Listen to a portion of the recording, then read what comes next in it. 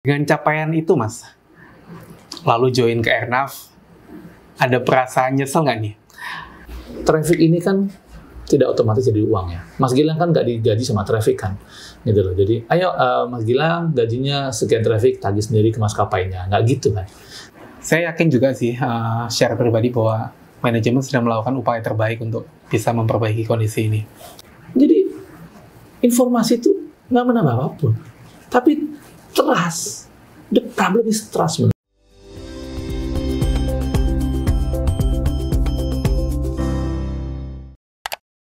Assalamualaikum warahmatullahi wabarakatuh. Semangat pagi Sobat Airnav di seluruh Indonesia. Selamat datang di podcast Inspiring Talk.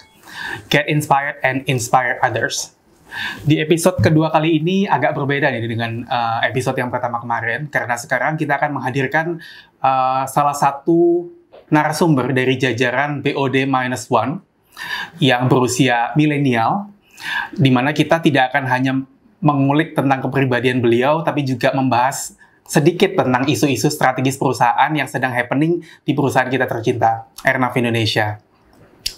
Izinkan saya, Muhammad Bambang Gilang Ramadan, menjadi moderator untuk narasumber kita kali ini, seorang milenial yang menduduki jabatan strategis di perusahaan, Bapak atau Mas ya saya panggilnya, karena milenial kayaknya Mas aja deh, Mas Yohanes Heri Douglas Sirait. Selamat pagi Mas Yohanes. Pagi Mas Gilang. Sehat Mas? Sehat. Kita buka masker aja ya. Siap.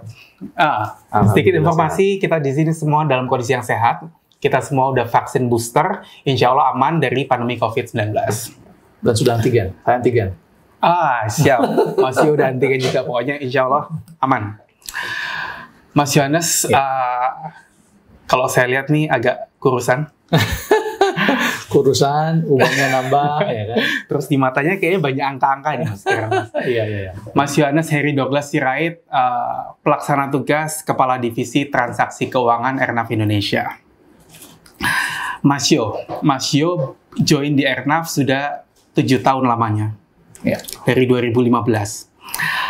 Boleh nggak diceritain Mas, apa yang membuat Mas Yo tertarik untuk join di Airnav tahun 2015, di mana waktu itu kan Airnav masih usianya sekitaran 3 tahun lah, masih perusahaan muda, dan Mas Yo tertarik untuk mengikuti rekrutmen di Airnav, itu gimana ceritanya Mas? Baik, jadi sebelumnya kan saya wartawan Mas Gilang ya. Jadi momen berpindah pekerjaan itu dimulai beberapa tahun lalu, waktu saya di Batam, ada acara Bank Mandiri, saya ketemu sama Pak Budi Gunadi Sadikin, yang sekarang Menkes. Dulu beliau masih Direktur Mikro Mandiri. Jadi momen wawancara, tanya jawab, habis itu dia bilang gini, yo lu, pendidikan lu apa sih? Gitu. Jadi banker cocok nih. Waktu dia tanya begitu, saya ketawa aja kan. Saya bilang, pendidikan saya nggak nyambung lah Pak. Dan dia bilang begini, you tahu nggak pendidikan saya apa? Saya teknik nuklir ITB, saya kaget. Waktu itu saya udah tahu bahwa sebentar lagi dia akan jadi dirut Bank Mandiri ya. Bank dengan aset terbesar di Indonesia. Jadi, saya bilang, kok bisa Pak? Saya bilang, iya, hidup ini kan belajar, kata dia. Dan sejak itu saya mulai berpikir untuk pindah, termasuk juga dari teman-teman Mandiri itu. Beberapa teman saya sudah lebih dulu ke sana, mulai melakukan pendekatan-pendekatan serius untuk ngajak saya berpindah ya, dari jurnalis ke corporate. Jadi, majority dari bank ya.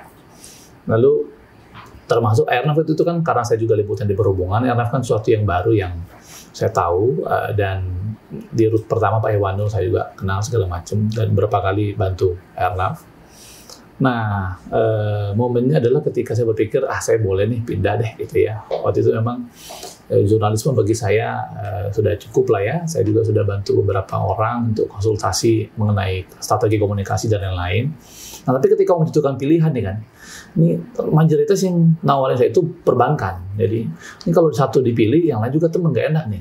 Nah, satu sisi Airnav muncul perusahaan baru yang saya melihat punya aspek strategis secara komunikasi, karena satu-satunya di Indonesia.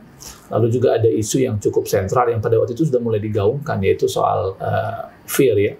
Fear sektor ABC yang akan membuat Airnav ini punya sedikit berbeda di komunikasi, di mana sebagai perusahaan baru pada waktu itu kan pengelolaan komunikasinya bisa dibilang ya namanya juga perusahaan baru ya, belum dapat perhatian khusus sehingga macam-macam lah gitu. Akhirnya waktu itu pas zamannya Pak Bambang Cahyono, lalu dia bilang, yuk daripada bantuin saya nih ada masalah kan, sampai saya suka saya bantuin. Tapi kalau tempat lain saya konsultannya dapat bayaran untuk airnav free of charge semua ya kan. Karena teman semua tuh bapak itu. Jadi bantuin ke dalam lah. Saya bilang boleh Pak, tapi syaratnya saya ikut proses ya gitu. Ya udah, lalu saya kemudian ikut tes dan lain segala macam, kemudian masuk di airnav dan menangani komunikasi. Menarik, seorang jurnalis yang punya link luar biasa kalau saya dengar cerita Mas Yo tadi. Berdasarkan pengalaman Mas Yo selama jadi jurnalis, apa kira-kira capaian yang pernah Mas Yo hal luar biasa yang pernah Mas Yo capai sebagai seorang jurnalis sebelum join di Airnav? Wah, pertanyaan sukar nih karena saya cenderung tidak pernah mau menganggap segala sesuatu itu luar biasa ya, karena banyak hal yang bisa diraih lagi. Tapi ya waktu jurnalis, kalau penghargaan menulis tentu sudah dapat beberapa kali ya, di lomba menulis segala macam. Termasuk mungkin yang paling menarik adalah ketika saya diundang sebagai satu-satunya jurnalis Indonesia ke acara EDOC gitu ya, acaranya APEC di Filipina. Waktu itu jadi mereka mengundang dari berbagai profesi gitu ya. Jadi mayoritas itulah ya, sama beberapa hal lain lagi yang mungkin didapatkan. Saya nggak enak bicara kayak gitu ya, tapi ada artinya adalah ya itu semua proses ya dalam hidup ya. Artinya ada penghargaan segala macam, itu kan juga buah ketekunan, buah kerjasama dan lain-lain. Itu Mas Gilang. Siap. Dengan capaian itu Mas, lalu join ke Airnav, ada perasaan nyesel nggak nih? Wah, dulu saya sebagai jurnalis udah oke nih, karir saya udah terbangun, tiba-tiba join Airnav, ada nggak perasaan nyesel yang Mas rasakan? Enggak lah, karena keputusan itu saya ambil kan. Memang kalau bicara enaknya, saya kalau ngobrol sama beberapa teman ya, termasuk kan banyak juga jurnalis sekarang yang ada di berbagai profesi. Itu saya bilang bahwa yang paling enak, pekerjaan paling enak itu memang jurnalis ya kan. Presidennya bisa kita omelin, ibaratnya gitu, menteri kita omelin. Nah, sekarang begitu saya di korporasi, apalagi di BUMN gitu kan, ada struktur-struktur di atas yang memang kita mesti melakukan. Tapi kan hidup itu selalu bicara soal adaptasi, soal penyesuaian. Dan keputusan yang saya ambil itu kita pertimbangkan dengan matang. Dan saya nggak nyesel, karena tantangannya menarik dan saya cukup happy ya dengan progres yang kita dapatkan di perusahaan ini, dalam aspek komunikasi terutama. Tadi bicara soal capaian Mas Yo, tadi Mas Yo udah menjelaskan sedikit tentang capaian Mas Yo selama jadi jurnalis. Nah sekarang 7 tahun di Airnav, apa nih capaian yang pernah Mas Yo lakukan untuk perusahaan yang menurut Mas bisa dibanggakan ya? Lagi-lagi ya. Gini, kalau teman-teman lihat media sosial saya nggak suka bicara itu sih. Cuman gini, kadang-kadang kita mesti ngobrol supaya teman-teman tim itu merasa diapresiasi juga kan, karena kalau saya nggak bicara itu mereka pikir kerjanya nggak dianggap nih. Salah satu capaian itu secara corporate ada banyak lah ya, ada banyak award yang kita dapatkan secara komunikasi. Personally juga saya pernah terpilih jadi 1 dari 50 PR terbaik di Indonesia ya kan, yang semuanya itu kerja sama tim tentunya. Jadi ada penghargaan yang kita dapatkan baik di dalam negeri maupun di luar negeri dari aspek komunikasi. Tapi yang paling inti menurut saya adalah pondasi, landasan. Waktu saya masuk Mas Gilang, direksi kita main golf aja tuh bisa masuk jadi berita ya kan, gitu loh, pada ulang tahun. Tapi sekarang, apalagi gini kan, Airnav ini kan perusahaan yang cukup unik ya, dan manajemen pada waktu itu ya, direksi juga memutuskan pola komunikasinya adalah low profile. Kenapa? Karena bisnisnya ini high profile, tapi melihat di internasional secara publikasi dia ini tidak high profile. Kenapa? Karena pengguna jasanya bukan masyarakat umum nih.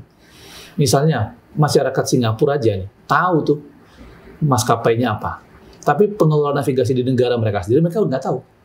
Di Amerika juga begitu, di banyak negara begitu. Jadi di negara mereka sendiri gitu, orang nggak tahu. Kenapa? Karena dia secara publikasi dia tidak high profile. Tapi secara komunikasi kita dekat dengan yang namanya krisis. Ketika terjadi masalah, ketika terjadi insiden, dan lain-lain, pasti yang pertama ditanya itu adalah kita. Karena itu menurut saya yang paling membuat saya bahagia adalah bahwa saya sangat yakin bahwa meskipun sekarang humasnya udah saya tinggalkan, kalau terjadi krisis pasti teman-teman bisa handle. Dengan catatan nggak ada selama yang saya tahu sistemnya ya, kecuali sistemnya udah berubah. Tapi dengan sistem yang sudah kita bangun bersama-sama tim, saya tahu when crisis come, teman-teman itu ready. Dan itu terbukti. Jadi gini, komunikasi itu kadang-kadang kita cuma mengukur dari berapa kali dia muncul di media segala macam. Sama dalam hidup kan, kita tuh bersyukur untuk rezeki yang kita terima. Padahal seringkali ada mara bahaya, ada kecelakaan yang harusnya kena ke kita nih. Tapi kita diluputkan, dilewatkan begitu aja. Nah, di aspek komunikasi juga begitu. Ada banyak lagi yang tidak bisa diukur karena dia nggak nampak di media monitoring, tapi bisa diukur dari beberapa orang-orang yang mengetahui nih, ada peristiwa ini segala macam yang harusnya bisa sampai ke publik dan jadi bencana komunikasi, tapi semuanya berhasil terhandle dan orang nggak tahu ada apa. Nah, itu menurut saya fondasi yang cukup kuat untuk perusahaan, dan saya yakin sih teman-teman meskipun saya nggak di sana lagi sudah running well ya, tapi sejauh sistemnya masih jalan seperti itu, dan menurut saya itu membanggakan karena tadi saya bilang kondisi awalnya perusahaan direksi kita main golf aja bisa masuk koran. Sekarang ada apa-apa teman-teman sudah melihat semua. Jadi aspek itu kita cukup well prepare lah, dan itu diakui oleh banyak lembaga ya, makanya banyak penghargaan itu didapatkan dari cara kita menangani krisis komunikasi. Oke, lanjut ke pertanyaan berikutnya. Mas Yus sebagai seorang jurnalis yang join ke Airnav membidangi bidang komunikasi sebelumnya ya. Mas Yus pasti udah punya banyak koneksi, kenal banyak pihak-pihak eksternal yang bisa saling menguntungkan bagi perusahaan, bagi Mas Yus sendiri. Gimana Mas proses membangun relasi itu dan bagaimana untuk mempertahankannya? Untuk menjaga dan meningkatkannya. Saya ini kan memang orang Batak, tapi saya lahir dan besar di Sumatera Barat. Kebetulan orang Minang itu punya pepatah, satu musuh terlalu banyak, 1000 kawan terlalu sedikit. Ya, jadi kita tuh lebih suka berteman. Walaupun orang Minang juga punya ungkapan, musuh tidak dicari, kalau ketemu pantang dialahkan. Nah, jadi kalau ada masalah, kita berani ngadepin juga, tapi kita nggak mau nyari musuh.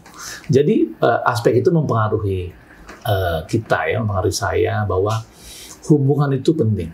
Berteman dengan sebanyak mungkin orang dari berbagai macam background dan latar belakang. Waktu saya jurnalis, berteman sama menteri oke. Ya. Tapi ada momen-momen ketika menteri sendiri walaupun teman nggak bisa ngomong sama kita, masalahnya apa. Tapi waktu kita berteman sama office boy-nya, berteman sama sekretarisnya, berteman sama supirnya, berteman sama satpam jaga basement, itu bisa membuka banyak akses. Jadi berteman dengan semua orang. Dan saya melihat ya, ada banyak aspek dalam hidup ketika kita itu akan mendapatkan manfaat lewat hubungan-hubungan yang tidak kita duga, gitu ya. Dan juga ada banyak kisah orang-orang seperti itu. Jadi berteman aja dengan banyak orang, dan itu juga menyerap ilmu kan. Sebagai seorang jurnalis, background pendidikan saya tidak spesifik gitu ya, tapi bisa belajar banyak hal karena nanya. Kuncinya nanya aja, ketemu orang nanya segala macam dan bina hubungan baik. Ya tentu butuh waktu, butuh investasi perhatian dan lain-lain untuk melakukan itu. Tapi saya percaya tidak ada hubungan dalam konteks positif ya yang tidak akan mendatangkan hasil. Tentu kita tidak tujuannya bukan itu, tapi paling tidak itu berguna untuk membangun diri ya kan. Ketika saya ngobrol dengan para peraih Nobel, para peraih orang-orang terhebat yang ada di muka bumi yang datang, saya berkesempatan wawancara dan lain-lain, pasti ada ilmu yang saya dapat. Demikian juga kalau ketemu orang. Makanya kalau teman-teman saya mau ke bandara, mau di restoran ketemu orang, pasti nanya gitu.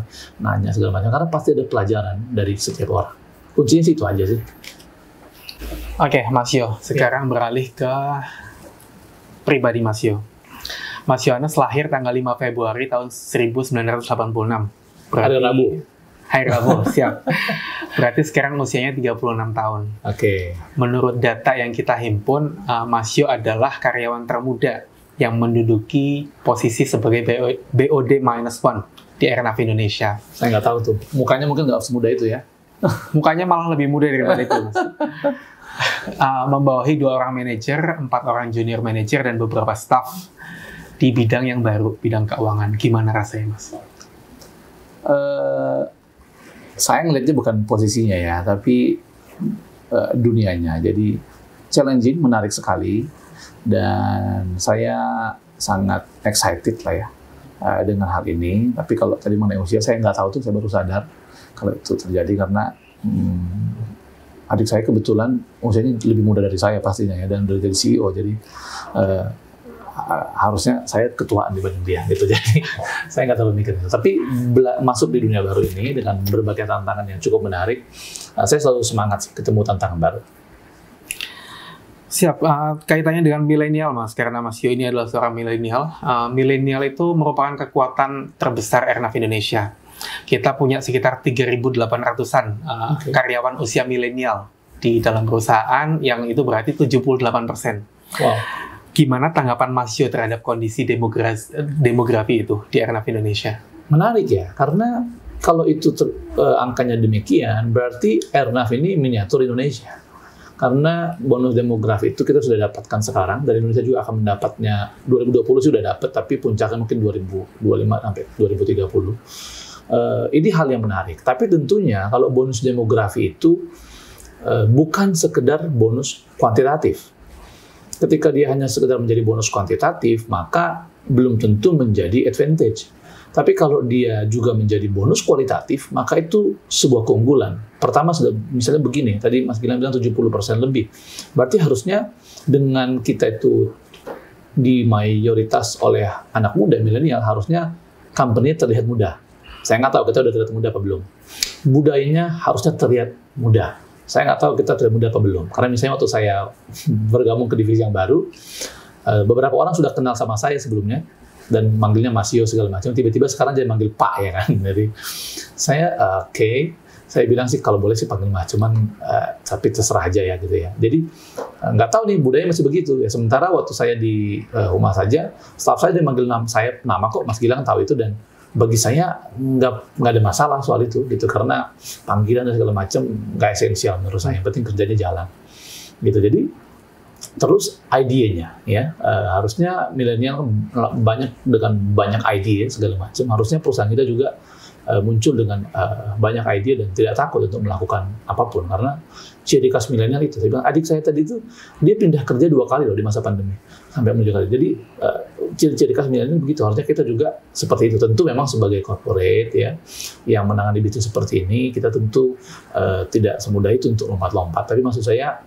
semangatnya tuh harus muncul. Idealnya begitu menurut saya, karena majority-nya milenial kan. Gitu. Oke, nyambung Mas dengan posisi Mas Yo sekarang sebagai pimpinan divisi transaksi keuangan. Ada beberapa hal yang yang sedang menjadi concern nih oleh karyawan Airnav Indonesia di seluruh cabang kita yang tersebar di seluruh Indonesia ini, bahwa kondisi keuangan perusahaan itu sedikit banyak mempengaruhi kesejahteraan mereka. Bukan sedikit, banyak. Siap. Terutama di masa pandemi COVID ini. Yeah. Meskipun kita sedang pemulihan nih, tapi dampaknya masih sangat terasa. Sebagai pimpinan divisi transaksi keuangan, gimana Mas Yo menanggapi itu, Mas? Sebagai karyawan dulu ya. Waktu pandemi ini datang, saya sudah prediksi ini akan berlangsung lama ya. Bahkan dalam diskusi dengan beberapa top leader pada waktu itu, ada top leader kita yang bilang ini paling bulan 8 udah selesai nih. Waktu itu bulan 3 masuk. Saya bilang enggak, ini 2 tahun nih paling tidak. Kenapa? Karena kebetulan saya suka sejarah, dan ini siklus 100 tahunan. Itu makanya waktu itu di tim kita siapin ya. Saya ngobrol sama anak-anak, prepare ya, nabung mulai dari sekarang, menghemat mulai dari sekarang. Ya, beberapa mulai main saham dan lain-lain ya kan. Dan syukur alhamdulillah nggak ada tuh di tim kita yang saya perlu tanda tangan untuk dia minjem duit atau kemana. Karena kita lihat kondisinya seperti itu. Jadi prepare-nya sudah dilakukan. Tapi kan saya nggak tahu apakah semua orang melakukannya. Walaupun saya sendiri ngobrol sama tim, saya bilang ini ada masalah ya. Ada masalah yang besar ketika pandemi mengakibatkan seperti ini, maka teman-teman itu pasti kesejahteraannya akan menurun kita. Beberapa mungkin masih punya tabungan, ya kan. Nah, kalau Mas Gilang ingat saya bilang, ini masalahnya baru muncul nanti 2021 pertengahan sampai awal, karena tabungannya juga udah habis, dia mau ngapain lagi nih, gitu ya. Jadi memang itu hal yang terjadi, tapi ketika kita nggak prepare ya memang ada banyak masalah yang dialami, dan menurut saya cukup kritis untuk harus segera diatasi, karena kalau karyawan kita, kalau SDM kita sudah memiliki problem soal itu, soal keuangan, dia mesti mikirin anaknya, cicilan, belum lagi kalau sudah datang orang nagih dan yang lain gitu ya, tentu itu akan mengganggu. Jadi saya sepakat bahwa itu problem serius yang harus kita selesaikan. Terkait hal itu Mas, posisi Mas Yo ini banyak yang menganggap bahwa sebagai kepala divisi transaksi keuangan itu adalah posisi yang cukup kritikal. dalam airnav Indonesia karena kaitannya dengan penagihan. Kita juga perusahaan yang single income, jadi benar-benar erat kaitannya dengan arus kas perusahaan, di mana kita itu harusnya cash in balance dengan cash out. Sejauh yang Mas Yu bisa ceritakan nih untuk kita karyawan airnav Indonesia menyaksikan podcast ini, gimana sih kondisi arus kas perusahaan saat ini, Mas? Oke, bicara kondisi dulu ya. Kondisinya saat ini adalah selama 2 tahun lebih pandemi, secara keuangan kondisi kita bisa disebut cukup baik dalam pengertian bahwa kita bisa struggle menghadapi masalah ini. Kita tidak menjambang. Kenapa? Memang karena tanda kutip ya, ini bisa nggak kita menjambang? Kalau kita melihat aset kita tuh kecil, ya. Teman-teman yang lain tuh mungkin punya pengelola bandara dan lain-lain bisa menjambang, asetnya banyak. Kita asetnya kecil, udah itu mayoritas peralatan lagi. Kan? Apakah bank bakal mau nerima radar segala macam jadi jaminan dan lain-lain? Jadi kalau kita minjem tuh dapatnya paling dikit, gitu ya. Sehingga saya melihat manajemen cukup mengelola dengan baik, sehingga ibaratnya di ujung akhir pandemi ini kita masih bisa, memang ada struggle ya, tapi artinya kita belum jadi minus, belum jadi pesakitan sebagai perusahaan di BUMN. Kondisinya sih seperti itu ya. Nah, tapi memang ada masalah tadi ya, ada masalah di bagaimana untuk menagih dan pemasukan. Ada masalah di pemasukan. Itu pemasukan adalah traffic ini kan tidak otomatis jadi uang ya. Mas Gilang kan nggak digaji sama traffic kan, gitu loh. Jadi, ayo Mas Gilang gajinya sekian traffic, tagih sendiri ke maskapainya, nggak gitu kan. Kita tuh dibayarnya pakai duit kan. Jadi tentu traffic itu harus dikonversi menjadi uang. Nah masalahnya, bagaimana melakukan itu? Nah itu kan nggak segampang itu nggak otomatis tuh. Begitu orang datang langsung bayar, nggak otomatis gitu. Itu. Nah ini yang perlu kita selesaikan bersama ya, sehingga case ini bisa dikejar, dan manajemen ya saya pahami bahwa sangat concern akan ini sekarang, bahwa ini harus segera dipulihkan supaya kesejahteraan karyawan bisa segera dipulihkan. Sebenarnya tugas utama dari divisi ini apa sih, Mas? Atau tugas utama Mas Yu lah sebagai kepala divisi transaksi keuangan airnav itu tugas utamanya apa? Nah, tugas utamanya itu terutama transaksi keuangan ya, dan manajer di bawahnya, manajer penagihan, hubungan pelanggan, lalu manajer pembayaran. Jadi fungsi treasury-nya kita lakukan, lalu mengatur cash flow-nya juga kita lakukan. Jadi cash in-nya di sini, cash out-nya di sini. Ini harus dijaga keseimbangannya. Gitu. Tapi ya hanya dari sini aja nih. Di perusahaan ini kan kita belum punya fungsi komersial yang melakukan bisnis lain, di mana menurut saya harusnya, ini kan pandemi udah 2 tahun lebih ya Mas Gilang ya. Pengalaman kita harus dapat pengalaman. Tadi Mas Gilang berapa kali mention single income. Itu cuma satu nih pendapatan kita dari traffic dan lain-lain. Harusnya ini jadi pengalaman dari pandemi. Saya perlu memberi persepsi yang sama soal pengalaman. Kita semua mengalami peristiwa pandemi, tapi pengalaman kita berbeda karena itu peristiwa. Tapi pengalaman itu adalah pemaknaan kita atas peristiwa tersebut. Makanya ada orang yang punya bapak pemabuk, tapi yang satu anaknya jadi pemabuk, yang satu nggak mau jadi pemabuk. Peristiwanya sama, tapi dia mengalami ini sebagai pengalaman buruk sehingga nggak mau lakuin. Satu lagi juga merasa, ya udah mau gimana, tetap ngikut. Jadi kondisi pandemi bisa sama, tapi pengalaman kita bisa berbeda atas pandemi. Nah, saya menyarankan sebagai perusahaan, sebagai institusi, kita mengambil pengalaman bahwa, pandemi ini menyadarkan kita, wake up call, bahwa company ini cuma punya satu income nih. Nggak boleh begini. Ya, sehingga harus muncul pemasukan-pemasukan lain. Karena kritis banget nih. Gitu loh. Yang kedua, traffic-nya nggak otomatis, jadi cash. Terus harus ada treatment. Karena ada problem di sini. Problemnya bukan cuma di kita. Problemnya, kalau saya bisa kupas, maka itu juga ada di pihak yang membayar. Karena bukan cuma sama kita tuh mereka begitu. Sama semua yang lain begitu. Berarti kan ada problem culture di sana. Yang kita mesti mencari solusi. Kalau enggak, ini saya bilang nih yang kuat-kuatan doa aja nih. Iya kan? Dia bayar, tetap dilayani, dia nggak bayar segala macam, dan nggak ada inilah. Terus gimana memastikan traffic ini terkonversi menjadi cash? Gitu loh. Nah, itu mesti dicari solusinya segera. Nah, kita sudah menyiapkan pilihan-pilihan solusi sih untuk itu segala. Itu harus dilakukan. Kalau tidak, tadi pandemi ini kita nggak dapat pelajaran apapun. Kita nanti, kita pulih lagi. Tapi siapa yang bilang bahwa keadaan ini nggak akan berulang lagi? Gitu lah. Jadi saran saya adalah kita harus segera datang dengan sebuah kesadaran bahwa keadaan ini tidak boleh terulang. Ya, sebagai pribadi-pribadi tentu juga pasti belajar. Gitu. Tapi saya menyarankan bahwa pengalaman yang kita ambil adalah kita mesti nggak boleh begini nih. Harus ada perubahan yang dilakukan. Siap.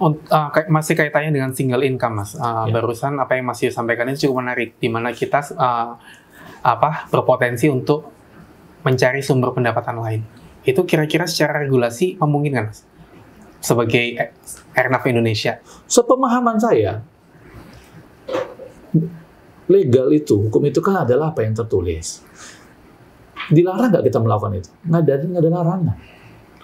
Jadi, tapi kita nggak disuruh loh. Hukum itu kalau nggak diatur, you atur sendiri.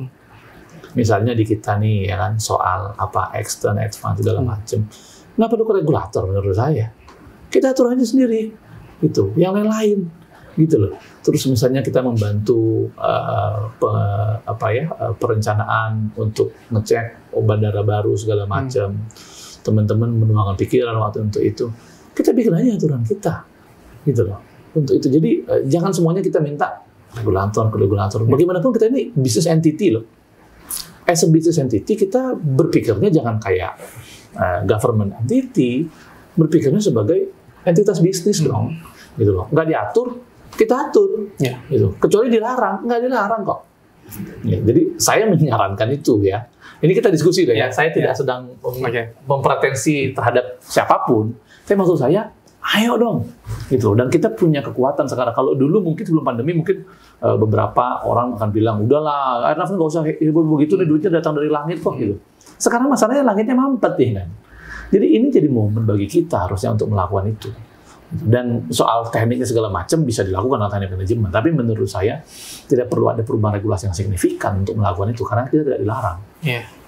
Dan saya rasa cukup banyak Mas ya potensinya. Tadi Mas ya sudah menyebutkan beberapa kayak advance, extend pelayanan kita di cabang-cabang, termasuk ke kita juga bisa berlaku sebagai konsultan, termasuk yang lagi happening sekarang drone mungkin ya, karena drone sudah mulai marak dan kita sebagai Airnav ini punya tugas untuk memberikan safety assessment, itu mungkin bisa jadi potensi ke depannya. Iya, jadi ada banyak hal Mas Gilang, baik yang terkait dengan core kita untuk pelayanan maupun aspek-aspek lainnya nih, aspek data dan yang lain segala macamnya. Jadi many things. Dan ini jadi, saya bilang, kalau kita memetik pengalaman yang baik, harusnya jadi backup call untuk kita nih.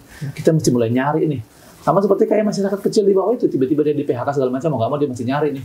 Dia dari ngojek, ini mainan disewain segala macam. Jadi kreatif, harusnya kesulitan ini harusnya menempa kita menjadi kreatif. Dan saya punya tesis bahwa kesulitan itu jadi momen orang berubah. Jadi misalnya dapat perhatian khusus, perlakuan khusus, special treatment tidak pernah mendewasakan orang, termasuk institusi. Jadi kalau ada orang yang pengen diperhatiin khusus, ya kan kita lihat misalnya yang maskapai kita layani kan, yang dapat perhatian khusus dari dulu justru itu paling sakit kan, gitu loh. Itu ilmu halal. Anak yang dimanja pasti nggak akan jadi anak yang kuat. So karena itu kita selama ini mungkin pandemi kita nggak ngeh hal ini. Sekarang saja kita muncul bahwa nggak bisa begini nih. Sebagai perusahaan kita mungkin selama ini seperti itu, ya. Bukan kita mencari, tapi dengan bisnis yang kita punya, kita nggak ada saingan dan lain-lain segala macam. Jangan jadi nyaman. Kesusahan ini harusnya merubah kita untuk menyatakan bahwa, anak kita aja yang kita ajar, kita harus beri kesusahan kepada dia supaya dia bisa berkembang. Karena kesusahan yang berhasil menempa orang, juga menempa institusi. Sikap diperhatikan, sikap diberikan perhatian khusus, pilih kasih dan lain-lain, itu tidak akan pernah bisa membuat orang jadi baik. Oke, Mas Yu, balik lagi ke jabatan Mas Yu sebagai Kadif Transaksi Keuangan. Apa nih tantangan terbesarnya nih? Kalau saya tahu kan sejauh ini Mas Yu belum cukup memiliki pengalaman di bidang keuangan ya. Merasa terbebani nggak, Mas? Saya belum pernah menjabat di posisi keuangan sih. Tapi waktu saya jurnalis, mayoritas waktu saya habiskan 6 tahun saya jadi wartawan ekonomi ya. yang mengurusin masalah makro, masalah pasar modal, gitu ya. Jadi makanya dan saya mewawancarai dulu di kantor tuh ya, kalau ada peraih Nobel ekonomi datang pasti saya wawancara segala macam. Jadi di aspek pemahaman global saya cukup, ya saya tahu dikit-dikit lah. Ya. Tapi kalau teknis akuntansi segala macam saya nggak ngerti, makanya saya nikahin akuntan ya kan, karena karena saya nggak paham sih soal akuntansi. Yang teknis-teknis begitu saya inilah detail-detail. Jadi tapi menurut saya itu jadi menarik karena hidup itu kan soal belajar. Seperti saya bilang tadi, contohnya misalnya Pak Budi Gunadi Sadikin. Saya termasuk orang yang yakin Pak Budi Gunadi itu akan berhasil jadi Menteri Kesehatan dan terbukti ya. Karena saya udah lihat dia jadi banker jago banget, padahal kuliahnya teknik nuklir ITB. Gitu. Jadi life is about that. Gitu. Ya bukan berarti nggak perlu sekolah ya. Karena kita as a scholar kita belajar soal konsep ilmu dan lain-lain. Tapi teknis itu dipelajari dalam. Pak Jokowi coba sarjana kehutanan dong. Tapi cukup oke loh ya mengatasi Indonesia sekarang dengan kondisi pandemi ini, negara kita cukup diaku segala macam. Jadi ya saya belajar dari mereka lah. Jadi nggak terbeban, challenging memang bagi saya. Siap Mas. Sekarang ke isu nih Mas. Isu yang belakangan cukup happening di kalangan internal yang mungkin saking happeningnya itu terbawa ke lingkup eksternal.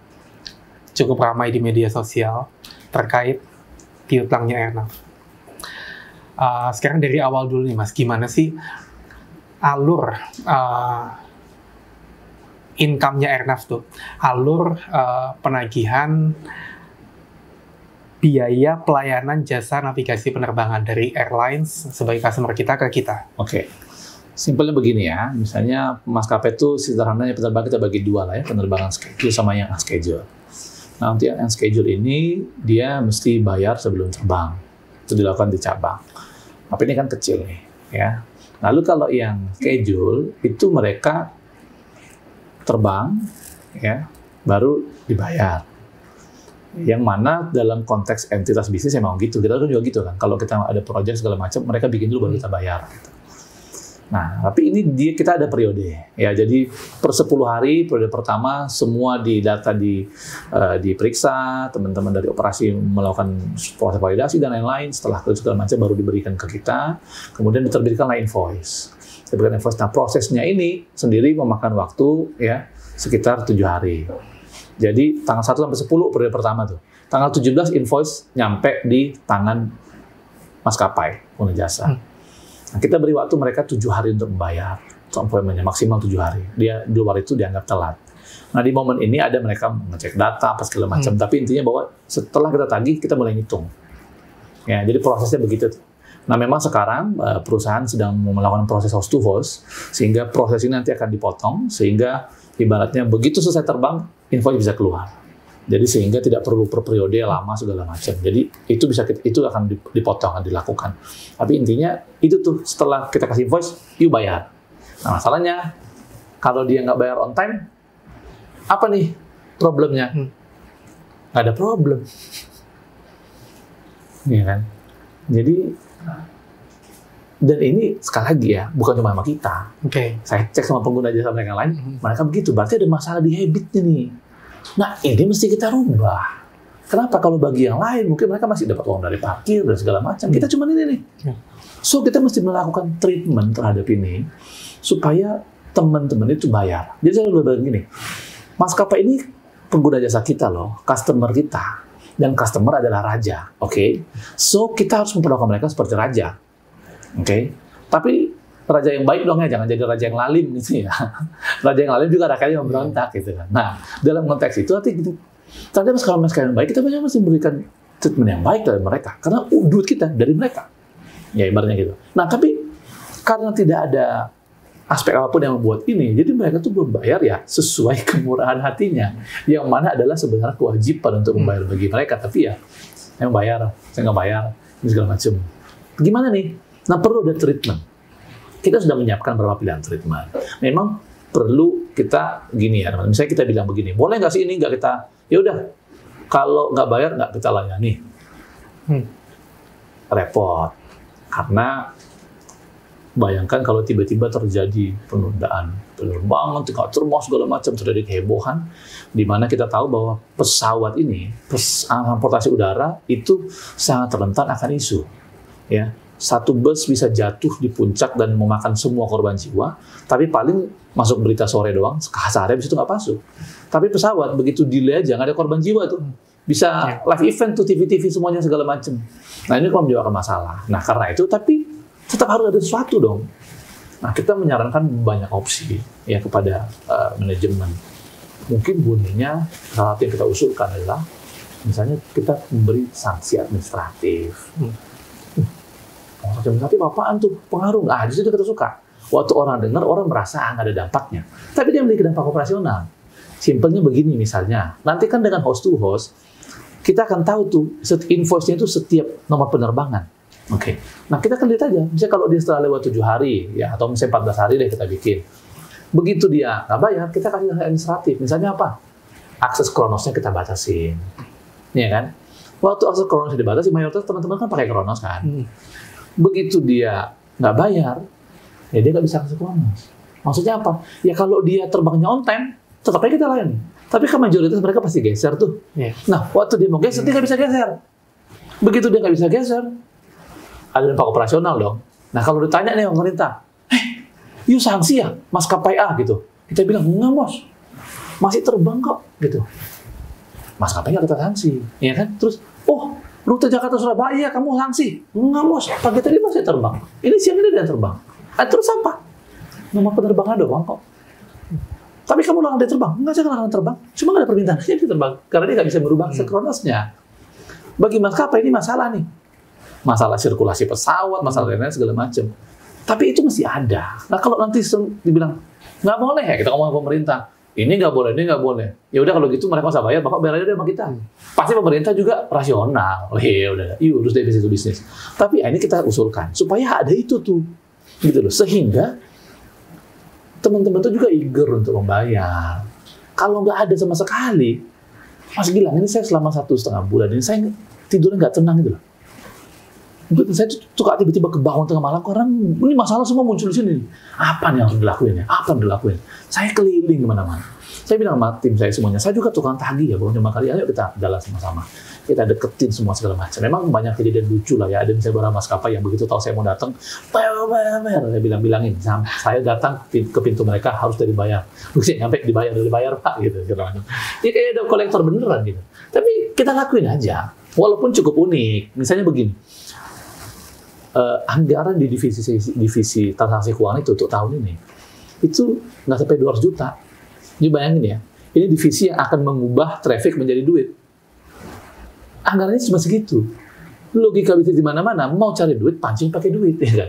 Tapi ya sudah lah, saya bilang sama teman-teman kalau duitnya banyak semua orang bisa nagih. Justru di tengah kesulitan ini, ayo yuk kita tagih sama-sama karena masalah teman-teman yang lain, karyawan semacam ada di beban kita. Jadi ini jalan terus nih Jakarta segala macam. Ya, anak-anak saya juga jalan, kita keliling. Tapi ini mesti dilakuin tadi nih. Jadi harus ada efek-efek gitu. Bisa aja sih misalnya, mereka kita kalau dia nggak bayar, kita suruh dia datang ke briefing office, ya kan? Capek tuh mereka. Tapi mereka capek, kita juga capek kan? Jangan dong. Kalau saya iya. Jadi kita cari yang masalah yang bikin mereka capek, kita nggak capek. Saya usulin yang tadi tuh, misalnya kalau saya udah ngobrol sama beberapa teman, banyak teman-teman GM segala macam, gini gimana nih? Kalau ngobrol, dan ide ini muncul ketika kita ngobrol dengan semua teman-teman yang lain. Mesti ini nih. Nah kalau ini kan sangat administratif, tapi berdampak nggak operasional? Berdampak. Harus ada ini bos. Selagi nggak ada ini, kita hanya berharap mukjizat untuk mereka bayar. Gitu loh. Nah, ini kita lakukan sama tentu yang lain-lain ya. Kita akan melakukan bagaimana kita akan membuat maskapai ini maskapai utama kita dengan segala macam. Tapi tentu dengan cara-cara yang persepsi publiknya perlu kita pikirin juga. Ya, kalau kita sampai publik tahu, ini maskapai nomor 1 airline, untuk yang ini gue ada tidak pula. Kita mencari hati. Jadi perlu dilakukan banyak lain. Tapi ini tuh menurut saya bisa kita lakukan dengan segera. Ya, kita juga memang sedang merevisi PR untuk melakukan itu. Supaya tapi mesti ada dorongan, kekuatan. Kalau enggak nanti bisa terjadi kekuatan rakyat. Ya artinya teman-teman aja, ini nggak bayar deh maskapai ini gue lamain deh gitu. Masalahnya ini kan tidak terkoordinasi. Begitu nggak terkoordinasi terjadi banyak masalah. Tapi ini menurut saya harus ada sehingga kita nggak tergantung kepada orang. Sekarang mungkin kalau pemilik maskapainya segan sama Mas Gilang, dia bayar. Tapi kalau Mas Gilang nggak di situ lagi, ya kan? Nggak bisa dong. Kita mesti bikin sistem yang oke, sehingga siapapun nanti akan ada di situ, ini punya bayar nih. Tentu ada banyak orang-orang yang lain yang soal customer relation dan lain-lain yang memang kita bisa lakukan untuk memanage mereka, termasuk memainkan strategi manajemen lah. Supaya ini mau bayar, ini begini, segala macam. Bolanya ada di kita semua kok. Saat kita contohnya penyelenggara navigasi, variabelnya ada di kita, tinggal main caturnya bagaimana nih kita rubah. Tentu dengan cara-cara yang baik dan ini segala macam, saya yakin sih bisa kita lakuin kalau kita mau. Iya Mas, di sini saya pribadi cukup sepakat untuk memperlakukan sanksi administratif kan. Kalau saya lihat, mungkin yang sedang marak di berita itu orang-orang terlilit pinjol, itu kan sanksi administratifnya luar biasa Mas. Kalau kita sekelas ini nggak punya itu ya saya mikir lucu juga. Kaitannya dengan ini Mas, saya penasaran soal periode penagihan. Average collection period. Tadi Mas Yo sempat menyampaikan bahwa ini hanya habit dari mereka untuk telat-telat bayar. Tadi Mas Yo juga sempat menyebutkan mereka nggak cuma ke Airnav di tanggungannya, mereka juga punya stakeholder lain yang mereka punya tanggungan ke sana. Selain itu Mas, ada nggak kira-kira yang sudah Mas Yo identifikasi nih selama menduduki jabatan ini, kira-kira sebab-sebab apa lagi nih? Ini sebenarnya karyawan juga bertanya-tanya, ini kenapa sih airlines kok nggak bayar-bayar, padahal mereka itu dapat income-nya tunai loh dari passenger yang beli tiket mereka itu kan mereka dapat dana segar tuh dari uang tiket. Kenapa kok telat-telat nih bayarnya nih? Ya tadi ya, jadi gini, kalau kita lihat cash in kita itu kan sekarang paling nggak jadi dibagi jadi dua. Yang pertama yang current, yang arti biaya yang sekarang mereka dapatkan, lalu sama piutang yang lama. Nah ini kita mesti tetapkan indikator, ya. Indikator yang current misalnya, semua harus bayar. Itu indikator keberhasilannya. Nggak boleh lagi, karena kalau dia nambah piutangnya, numpuk sini nih. Ya. Nah untuk ini gimana? Ini perlu restrukturisasi, ya. Kita mesti panggil mereka, ini utang lu gimana? Ini mesti dibayar. Lu nyicil, kita tetapkan berapa lama segala macam. Sampai selesai. Sehingga ini juga akan memperbaiki buku kita, ya. Kalau kita udah restruct segala macam. Karena kan kita nggak bisa repot untuk memberikan diskon segala macam. Walaupun misalnya Mas Gilang punya utang sama saya 20 miliar. 20 tahun lagi udah nggak sama nih dari 20 miliar, ya kan. Ada time value of money yang membuat itu berbeda. Tapi kalau saya bilang, ya udah Mas Gilang bayar sama saya 15 miliar deh. Tapi bayar sekarang. Tapi kan kita kan tidak semudah itu untuk melakukan itu karena ada unsur uang negara dan lain-lain di situ. Ya udah kita mesti restruct deh. Tapi kita ngobrol, beberapa sudah terjadi. Ya sudah ada dengan bayar yang besar. Ya udah ini selesaikan. Dan dia mesti nyicil yang ini. Yang ini semua mesti dibayar. Nggak boleh ada alasan. Karena ini bukan no pay, no fly. Tapi you fly, you pay. Ya kalau kata orang Glodok, cengli lah, ya kan. Yuk pakai jasa you bayar, ya kan. Nah ini perlu kita rubah habit. Ini habit, masalahnya cuma habit menurut saya. Sama tentu ada banyak masalah lain ya. Masalah yang sifatnya sangat struktural soal bisnis. Misalnya kalau you sudah pegang market share, you akan moral hazard. Saya nih misalnya maskapai, saya pegang 70% penerbangan Indonesia. Mas Gilang pemerintah. Mas Gilang, saya ada masalah itu. Mas Gilang, saya sanksi ya kamu terbang Jakarta Medan. Saya bilang, nggak usah Mas Gilang. Semua penerbangan saya berhentiin deh 2 minggu. Mampet nggak Mas Gilang? Mampet.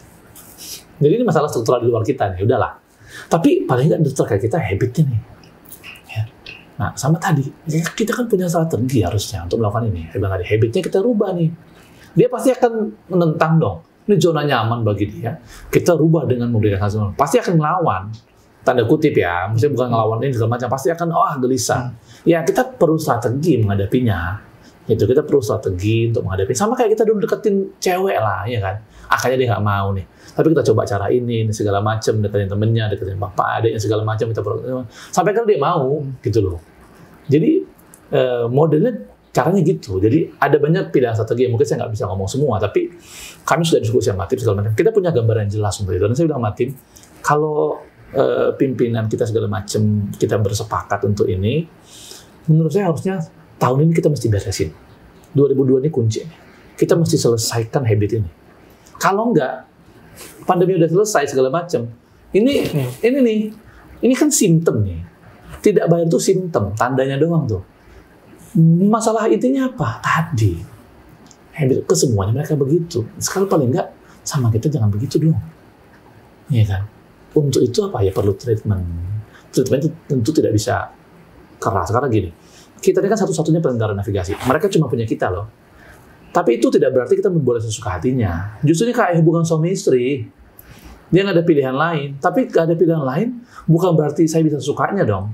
Saya tetap harus memperlakukan istri saya dengan baik. Saya tetap harus tiba-tiba kasih kejutan sama dia, bikin tulisan di pintu kulkas, bikin sesuatu yang segala macam, tiba-tiba ngajak dia nonton malam-malam di tengah kesibukan segala macam, sehingga dia akan happy sama saya. Kita juga akan gitu sama mereka. Tapi butuh strategi dong untuk itu segala macam. Dan menurut saya, perhitungan saya sih ini krusial di tahun ini.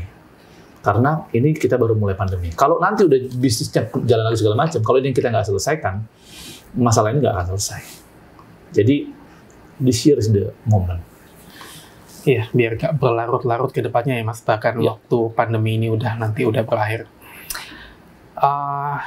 Masih nyambung Mas, terkait New Airnav dan Traffic Rebound Era, yang merupakan hal yang sedang dirumuskan oleh jajaran direksi kita, yang juga merupakan harapan baru buat kita semua, di mana traffic tercatat sudah bergerak mendekati normal sebelum masa pandemi.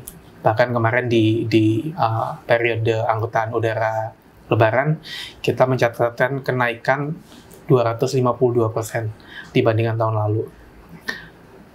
Itu gimana kaitannya dengan cash in perusahaan Mas? Apa benar nih kondisi realnya sekarang? Apa benar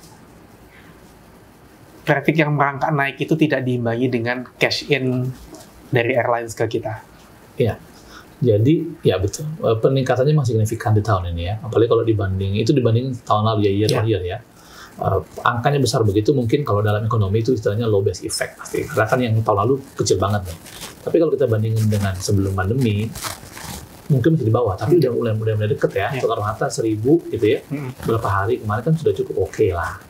Nah tapi, betul saya bilang tadi, ini tuh traffic belum tentu sama dengan cash in. Ya. Nah, karena itu ini perlu dikejar. Itu ini kita lakukan sekarang ya, untuk kita ada panggil teman-teman itu segala macam. Yuk bayar dong. Nggak bisa begini nih modelnya nih segala macam. Karena tiap hari sekarang kita jalan untuk memastikan itu. Sama tadi ada perubahan struktural yang harus kita lakukan di kita sehingga itu bisa terjadi. Karena pembayaran sih meningkat ya. Sejak bulan Maret, April, Mei itu pembayaran kita oke lah ya, artinya misalnya tiap bulan tuh target kita harusnya di angka misalnya 160-an, 160 miliar. Kenyataannya sih selalu di atas itu sekarang ya. Tapi tadi ini semua kita lakukan masih dengan kondisi sama nih. Ini kekuatannya masih kekuatan pendekatan, personal segala macam. Jadi ya yang ibaratnya walaupun saya dekat sama Mas Gilang, bayar dong, tapi kalau nggak mau bayar tetap aja ada pengaruh ya kan. Nah ini ada peningkatan signifikan gitu terhadap ini gitu. Tapi ya dengan kondisi kita sekarang ini harus lebih lagi. Dan itu dibutuhkan perubahan signifikan terhadap bagaimana kita memanage ini semua. Gitu. Jadi trafficnya meningkat, uangnya juga meningkat. Tapi peningkatannya sebanding nggak? Belum sebanding. Yeah. Mas, informasi-informasi semacam ini tuh mungkin teman-teman di cabang-cabang karyawan Airnav itu mungkin baru dengar ya terkait hal ini, bahwa peningkatan traffic itu nggak selalu sejalan dengan cash in perusahaan.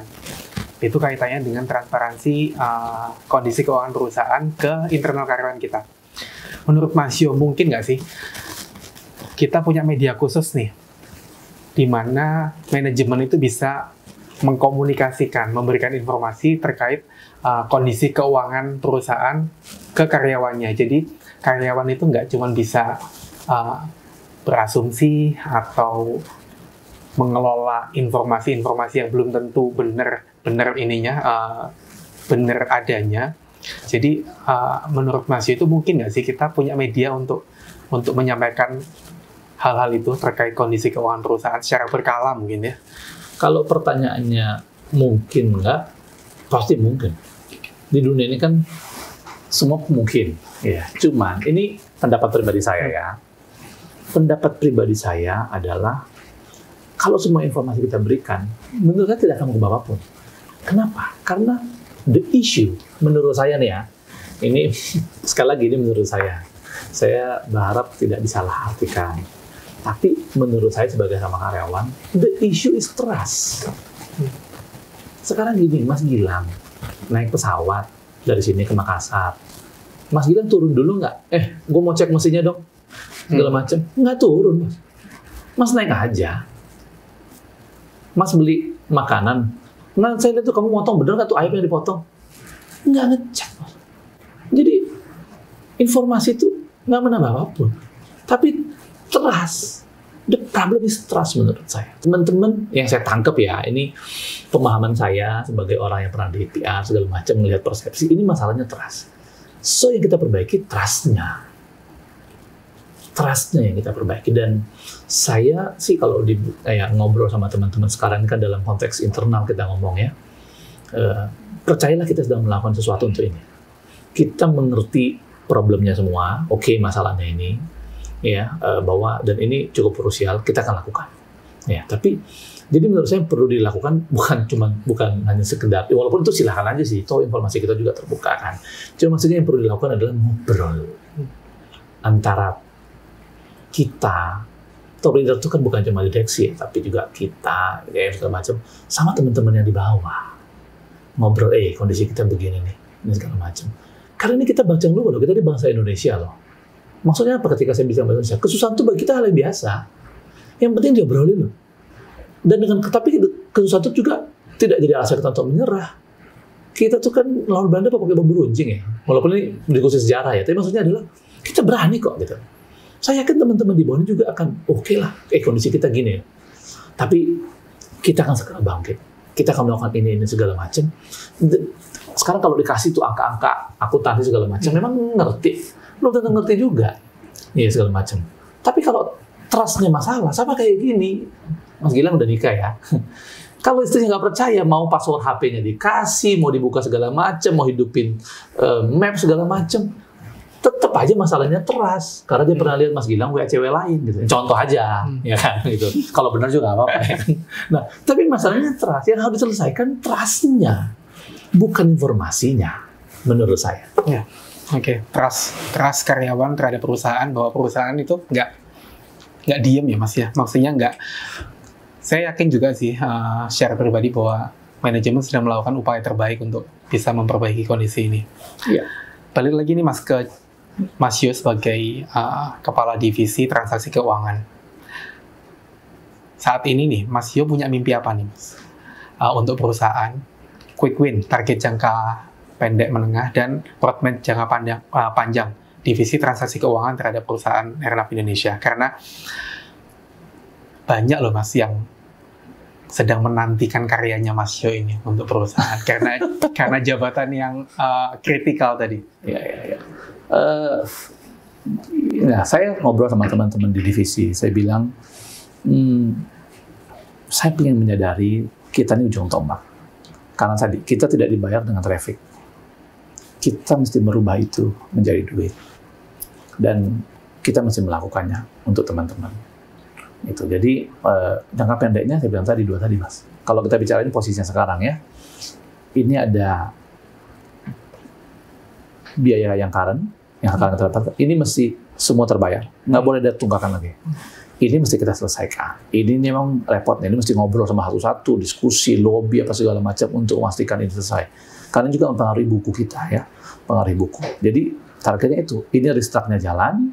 Yang ini indikator adalah dibayar semua, gitu loh. Lu terbang, dibayar dong. Gitu ini. Ya, caranya macam-macam kayak tadi saya bilang. Nah, ke depan tentu sebagai di tempat saya itu nggak ada fungsi komersial, jadi kita nggak bisa melakukan itu. Tapi ide kita ngobrol sama pimpinan, Pak ini mesti dilakukan nih, ini mesti dilakukan. Kasih bilang tadi ini pelajaran. Teman-teman mungkin ingat bahwa di Bali nanti akan dibuka rumah sakit Bali Internasional yang BUMN akan buka. Kerjasamanya sama Mayo Clinic. Mayo Clinic itu apa sih? Mayo Clinic ini rumah sakit yang ada di Rochester, Amerika. Salah satu rumah sakit terbaik dunia. Kenapa dia jadi rumah sakit terbaik dunia? Peristiwanya dimulai pada Agustus 1883. Waktu itu tornado menimpa kota Rochester. Ada 3 tornado membelah kota itu, sepertiga kota rusak, ada banyak korban. Dan tahun 1883 belum ada rumah sakit di daerah itu. Sehingga ini korban-korban mau bagaimana dengan orang yang sakit. Kemudian ada orang, entah itu yang tinggal di Inggris, Dr. William datang sama anaknya 2 dokter, kemudian mereka merawat orang-orang itu. Dan muncullah bahwa ini nggak boleh nih. Harus ada rumah sakit di kota ini. Kalau ada lagi pandemi gimana? Kalau ada lagi badainya gimana nih? Apalagi kota ini nggak dilewati. Rochester itu kota kecil di Amerika. Kemudian akhirnya mereka galang dana segala macam, didirikanlah rumah sakit. Farmnya dokter itu Mayo Williams ya. Nah, karena dia bukan besar, jadi disebutnya bukan Mayo Hospital, tapi Mayo Clinic. 1883. Tapi itu menjadi titik awal kesadaran mereka perlu rumah sakit. Dan sekarang ratusan tahun kemudian, Mayo adalah salah satu rumah sakit terbaik yang ada di dunia. Ratusan orang di seluruh negara datang ke Rochester, ke Mayo, untuk berobat. Tapi itu bermula ketika mereka menghadapi tornado. Kita nih ya, menghadapi pandemi yang menyadarkan kita semua. Selama kita mungkin nggak sadar, duitnya banyak, segala macam ya kan. Tiba-tiba pandemi menyadarkan kita, matang dah gua nih. So, ini harus jadi momen bagi kita untuk, ayo bangkit yuk. Kita nih perlu. Tapi masa ya ke depan akan begini terus? Memang kita aspek safety, tapi kan safety juga bisa jadi bisnis yang bisa dipertanggungjawabkan kok. Menurut saya ini jadi momen ke depan. Karena kalau tidak ada bahaya yang menghadang kita. Kalau kita hanya bersikap bahwa ini kita cuma operasional layanan aja, nih memberi layanan. Kita harus beyond itu. Kita nggak tahu nih ke depan tuh, kita mesti kontrol pakai manusia nggak sih? Dengan kecanggihan artificial intelligence sekarang, apalagi tanda kutip ibaratnya, toh penumpang nggak pernah lihat kita juga kok. So ketika ibaratnya fungsi kita itu juga hilang, diganti oleh robot segala macem, mereka masih nggak nyadar juga, kecuali tiba-tiba pesawatnya nggak ada pilot, ya kan? Mungkin problemnya adalah ethical, gitu. Tapi kita harus berpikir jauh ke situ, supaya kita bisa memprepare. Nah sekarang kita harus prepare itu, kita harus siapkan yang lain. Teman-teman kita kirim ke Amerika, ke Eropa belajar. Tapi kalau ada negara lain juga yang pasti di bawah kita. Kita bisa dong ngajarin mereka. Gitu, kita bisa buka layanan itu dan lain-lain semuanya. Ini momennya untuk kita memulai melakukan semua bisnis itu supaya kalau masalah datang lagi, kita sudah ready. Kalau enggak, kita nggak dapat pelajaran apa-apa mas dari pandemi ini. Pandemi saya bilang tadi ya, pengalaman itu pemaknaan kita. Saya ketemu teman yang 2 minggu lalu saya ketemu teman yang istrinya kena COVID Delta ketika heboh. Saya bilang, waduh, sayang banget ya, kasihan dong. Dia bilang gini, enggak mas, justru saya bersyukur istri saya kena COVID. Saya jadi tahu ternyata dia punya kanker tulang. Kalau nggak COVID, kita nggak bakal pernah periksa dia, sehingga kita tahu dia punya comorbid. So, peristiwa itu, sekitarnya peristiwa buruk. Tapi bagi dia, itu pengalaman terbaik. Dan dia bilang gini, kalau saya nggak ketemu ini, mas, saya nggak tahu sih saya sakit, itu bisa meninggal. Jadi, momen ini nih, kita sakit semua nih. So, ini harus jadi pelajaran yang paling berharga untuk kita. Supaya kita bisa bertumbuh lagi. Dengan perencanaan demikian, Mas, kira-kira mungkin nggak sih Mas Yohanes itu atau perusahaan, lebih ke Mas Yohanes sih, memanfaatkan relasi hubungan baik Mas Yohanes mungkin dengan stakeholder atau dengan pihak-pihak manapun lah yang memiliki kedekatan secara pribadi maupun organisasi dengan Mas Yo, kaitannya dengan pemulihan kondisi keuangan perusahaan lah sekarang. Ya, Mas Gilang tahu lah ya. Sering lah ya, saya gunakan itu untuk kepentingan perusahaan tentunya. Itu sudah kita lakukan, ya. Saya kita lakukan ya dengan link jaringan segala macam. Perubahannya harus sistematis, harus struktural. Kalau enggak nanti ya tiba-tiba saya nggak situ, nggak ini lagi dong. Semua bergantung pada orang, nggak boleh. Ya, sistemnya harus kita jalan, harus kita bangun. Ya, tentu sekarang kita perlu melakukannya. Kita keliling, kita ketemu, manfaatkan semua aspek jaringan, kita petakan semuanya nih dengan Mas Gilang tahu lah polanya. Kita termasuk mengidentifikasi nih ya kan. Kita tuh harus identifikasi ini customer kita ini siapa nih sekarang orangnya. Nanti di tahun lagi siapa nih yang mimpin. Ini siapa yang mempengaruhi segala macam. Itu kita mesti lakukan tuh ke depan pemetaan itu, sehingga kita bukan cuma melakukan bisnis hari ini, tapi itu juga berpikir untuk bisnis 5 tahun ke depan. Gitu. Jadi ini kita kan sering melakukan itu. Kita tahu nih, wah ini akan jadi Dewan Pers, ini akan jadi komite penyiar segala macam, yang mana sekarang banyak terjadi. Dan ketika itu jadi bangun hubungan sama mereka dari bawah, ketika itu mau langkah-langkah, itu kita tinggal tuai. Jadi di aspek itu sekarang kita lakuin. Saya ngobrol sama teman-teman, ini akan jadi begini nih, ini begini. Kita kan bisa melihat jalurnya orang ya, gitu loh. Oh ini orang oke nih, gitu lah segala macam bisa jadi gini. Nah kita udah berpikir ke situ tuh, ke depan. ya harus kita lakukan. Jadi saya sudah melakukan itu bersama teman-teman, bersama tim tentunya, tapi tidak boleh hanya tergantung kepada personal sekali lagi. Karena ini sistem, ini perusahaan. Jadi gini, sebagai karyawan kita harus memastikan bahwa diri kita ini tidak tergantikan. Ya dong. Supaya perusahaan bergantung sama kita. Itu tips untuk karyawan. Tapi sebagai perusahaan, you nggak boleh tergantung sama orang. Kalau nggak nanti perusahaan akan dikendalikan oleh dia. Tapi kalau dua-dua ini bekerja, karyawan berusaha supaya ini kan wah dia kapasitasnya meningkat, perusahaannya juga meningkat segala macam, sistemnya oke. Tapi itu kita sedang lakuin. Tapi tidak cukup hanya itu. Siap, menarik Mas. Ini mungkin hampir terakhir ya. Tapi mungkin ini yang ditunggu-tunggu oleh para pemirsa kita nih, karyawan yang menyaksikan podcast ini.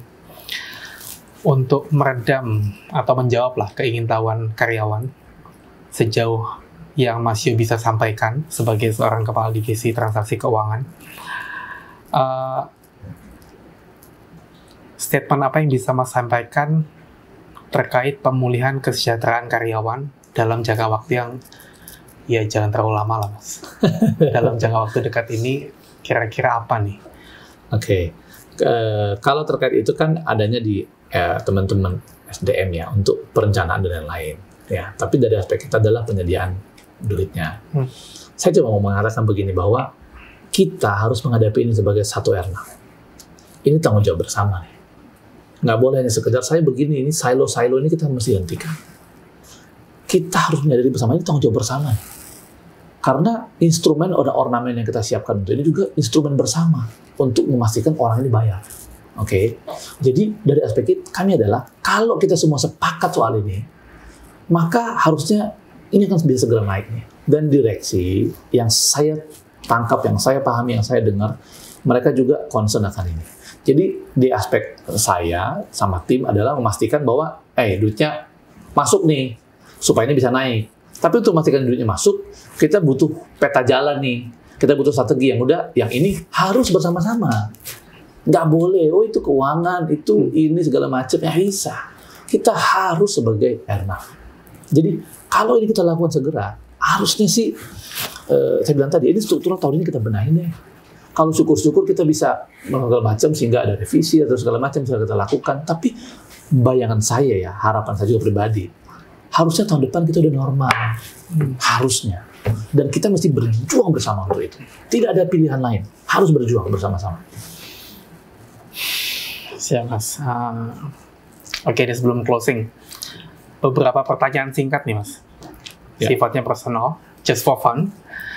Tapi mungkin bisa bikin teman-teman kita yang nonton podcast ini bisa menebak-nebak nih kepribadian Mas Yu secara abstrak. Pertanyaan pertama nih yang juga kita tanyakan ke Bu Direktur Utama kemarin di podcast yang episode pertama. Mas Yu itu morning person or night person? Dua-duanya. Tapi saya lagi berusaha untuk gini, karena saya selalu tidur di atas jam 12 malam, selalu bangun jam 4:30 pagi. Oke. Gitu. Jadi memang nggak sampai 8 jam ya, 5 jam. Cuman dari dulu saya tuh nggak tahu baca apa dulu ya, menganggap bahwa orang tuh nggak boleh tidur lebih dari 5 jam. Tapi pandemi mengajarkan saya bahwa kesehatan itu penting. Jadi selama pandemi saya lagi belajar untuk tidur lebih awal. Jadi bangunnya tetap pagi. Gitu. Jadi dulu tuh nggak bisa saya tidurnya dulu pernah di kasur tuh gelisah. Tapi karena pandemi kan mau nggak mau tidur. Jadi harusnya saya jadi morning person ya. Karena beda semangatnya. Ya. Yang kedua, kalau makan bubur ayam nih Mas, tim diaduk atau enggak? Saya kebetulan nggak makan bubur. Even waktu sakit pun saya nggak makan bubur. Saya makan nasi. Karena hidup itu keras Mas Gilang. Hidup itu keras ya. Jadi nggak makan bubur. Siap. Untuk yang ketiga, penyanyi cewek nih, Raisa atau Isyana? Isyana aja deh, karena bisa main musik. Saya kan suka musik. Iya, satu paket ya dia ya. Apa-apa jago lah. Maaf ya, pendukung Raisa. Yang keempat, jalan-jalan ke mall atau wisata alam? Saya nggak suka mall, wisata alam. Wisata alam, oke. Jam tangan branded atau sepatu branded? Sepatu lokal aja lah ya. Cinta produk Indonesia. Oke. Cinta produk Indonesia. Sekarang kaitannya dengan pandemi nih Mas. Karena Pak Jokowi juga udah melonggarkan aturan bahwa di ruang terbuka kita udah bisa pakai copot masker. Tapi Mas Yu sendiri mulai lepas masker atau tetap pakai masker di ruang terbuka? lepas masker. Lepas masker. Lepas masker. Kecuali kalau pas nonton konser rame kayak kemarin ya. Oke. Tetap pakai masker rapat-rapat. Siap. Kerja dari rumah atau dari kantor, WFO atau WFH? Dari kantor. Menurut saya ya, kantor itu budaya, peradaban. Menurut saya nih, kita mungkin beberapa pekerja bisa kerja dari rumah, tapi you berada di kantor, melihat teman, merasakan kompetisinya, persaingan, lalu merasakan bagaimana handle orang, itu peradaban. Jadi menurut saya mungkin digital teknologi membuat kita bisa kerja dari rumah, tapi kerja dari kantor tuh beda. Next, terkait karir Mas Yo di Airnav, meskipun yang sekarang ini baru 1,5 bulan tadi ya, tapi saat ini nih, humas atau di keuangan? Keuangan dong. Masuk ya, meskipun. Mohon maaf ya, teman humas ya. Oke, terakhir. PR-nya lebih banyak soalnya. PR-nya lebih banyak dan lebih menantang ya Mas ya? Iya, lebih menantang. Itu kayak nantang. Oke, terakhir, jadi menteri atau jadi gubernur?